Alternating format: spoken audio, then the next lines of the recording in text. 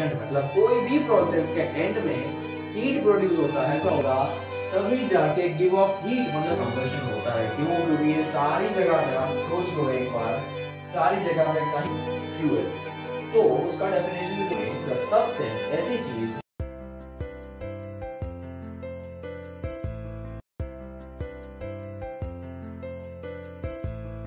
Hello friends, welcome to the new video and the new chapter of almost chemistry section.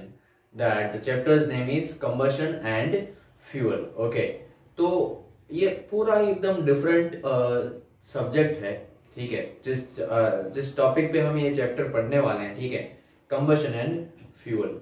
तो सब first of all जैसे introduction की बात करें तो क्या लिखा है, डिफरेंट काइंड्स ऑफ फ्यूल। तो हम जरा याद करें अपने डेली लाइफ में कितने सारे टाइप्स के हम फ्यूल अलग अलग पर्पस के लिए, फॉर डिफरेंट पर्पसेस, अलग अलग पर्पस के लिए यूज करते हैं।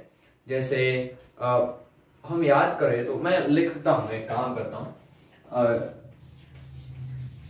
काऊ डंग एक तो है, अगर शुरुआत से शुरू करें तो पहले लोग काऊ डंग का यूज करते थे, फिर वुड का यूज करते थे, ठीक है। उसके बाद हम बोले तो कोल, चारकोल, ठीक है। उसके बाद आ गया क्या आ सकता है, हाँ सीएनजी लिख सकते हैं हम, फिर पीएनजी लिख सकते हैं होम अप्लायंसेस के लिए। तो इतने सारे टाइप्स के फ्यूल हमारे डेली लाइफ में यूज होते हैं। एक्चुअली काऊ डंग और वुड भी अभी भी कहीं ना कहीं जगह पे ऐसे बहुत सारे विलेजेस हैं, ऐसी बहुत सारे गांव हैं जहां पे ये सारी चीजें आज भी यूज होती है, ठीक है। तो cow dung, wood, coal, charcoal, CNG, PNG, इतने डिफरेंट टाइप्स के फ्यूल्स हैं हमारा डेली रूटीन चलाने के लिए। और ये फ्यूल्स का यूज करके हम हमारे दूसरे फ्यूल्स भी बनाते हैं, जैसे इलेक्ट्रिसिटी। तो इलेक्ट्रिसिटी को प्रोड्यूस करने के लिए आपको कोल चाहिए, वुड चाहिए। Even today water is also a kind of fuel, ठीक है। हम वाटर को भी कहीं ना कहीं एज अ फ्यूल यूज करते हैं। तो फ्यूल के बहुत सारे टाइप्स हैं एंड फॉर डिफरेंट पर्पसेस। तो कितने कितने टाइप्स के पर्पस के लिए, जैसे फॉर हम सोच सकते हैं कि हाउस पर्पस के लिए, फिर इंडस्ट्रीज में, ठीक है, इंडस्ट्रीज की बात करें। उसके बाद हम कहाँ सोच सकते हैं, जैसे ट्रांसपोर्टेशन में, यस ट्रांसपोर्टेशन बहुत ही बड़ा सेक्शन है ये, ट्रांसपोर्टेशन, सॉरी ट्रांसपोर्टेशन आ गया, automobiles,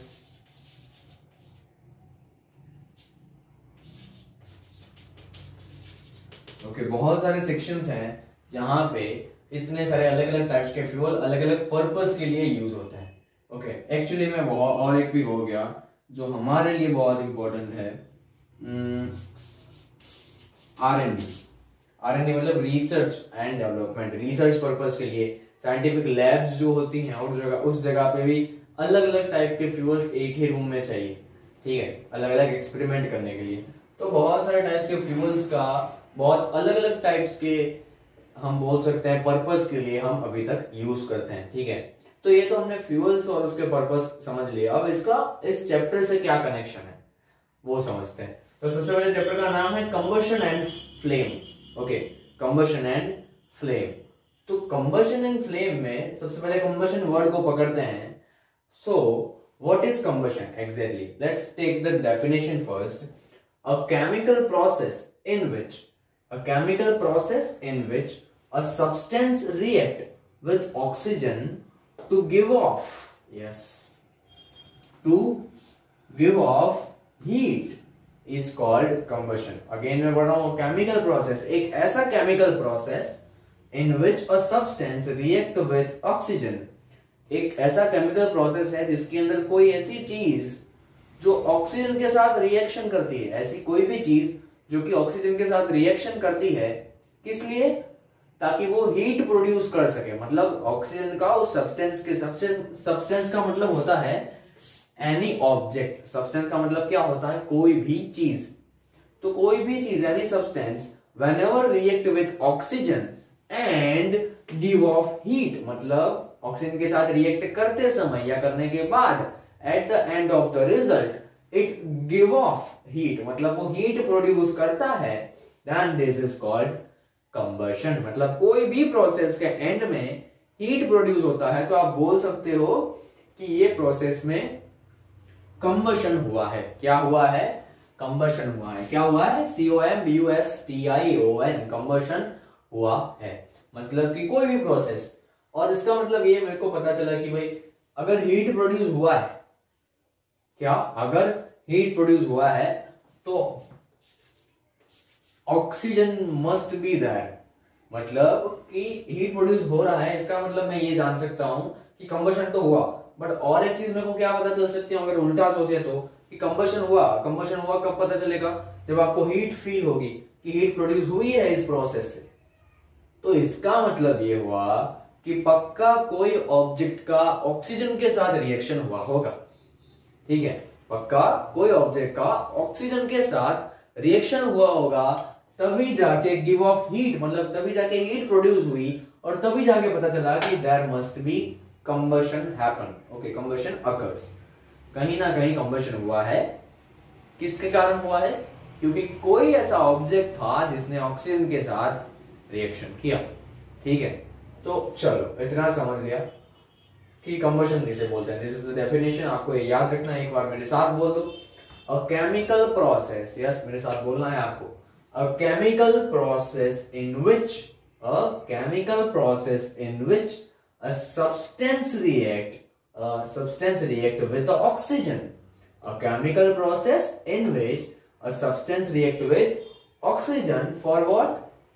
For to give off the heat is called combustion. ठीक है, मतलब कि आप जितने सारे भी फ्यूल्स हैं इसको कहीं ना कहीं यूज करते हो, ठीक है, और वो जहां पे भी यूज होते हैं वहां पे कंबशन होता है। क्यों? क्योंकि ये सारी जगह पे, आप सोच लो एक बार, सारी जगह पे कहीं ना कहीं हीट तो प्रोड्यूस होता ही है। ठीक है, इसलिए we can say combustion is the most important part of our life. After that what is fuel? Okay, what is fuel? तो उसका डेफिनेशन भी देख लेते हैं। द सब्सटेंस, ऐसा सब्सटेंस, अब ये एनी ऑब्जेक्ट वर्ड हम यूज करते थे फिजिक्स में। ठीक है, जब आप केमिस्ट्री में आते हो you should use substance. The substance that undergoes, again the substance, ऐसी चीज that undergoes combustion, मतलब कि ऐसा substance जो कि combustion में बहुत ही important part है, जिसका combustion होता है। ठीक है, the substance that undergoes combustion, process में जिस चीज का combustion होता है, जो चीज heat देती है, जो चीज जलती है, ठीक है, that is called fuel. Again, the substance that undergoes combustion is called fuel. मतलब इसका मतलब ये हुआ कि सारी प्रोसेस में इन चीजों का कंबशन हो रहा है, और इसीलिए after the process you can analyse that, you can check that these substances are reduced. Vehicle चलाते हैं तो थोड़े टाइम के बाद पेट्रोल खत्म होता है, इसका मतलब कि व्हीकल के अंदर किसका कंबशन हो रहा है? पेट्रोल का। अरे वाह, पेट्रोल डीजल लिखा नहीं लिखा यार, क्या बात कर रहे हो आप लोग, और ऐड करना चाहिए, बहुत ही इंपॉर्टेंट है ये तो, पेट्रोल डीजल। ठीक है, तो ये तो बहुत ही इंपॉर्टेंट है। ये दोनों सब्सटेंस में भी, एक्चुअली हर एक सब्सटेंस में फ्यूल जो होता है उसका ही कंबशन होता है, ऐसा बोल सकते हैं। That's why the definition is such, the substance that undergoes combustion is called fuel. Okay, उसी को फ्यूल बोलते हैं, उसका दूसरा नाम भी है, it is also called combustible substance. उसको क्या बोला जाता है? Combustible substance. मतलब आपको पूछा जाए, कोई सिचुएशन देखे कि give the name of the combustible substance in this situation, sir ने तो ये पढ़ाया ही नहीं, ऐसा नहीं सोचना है।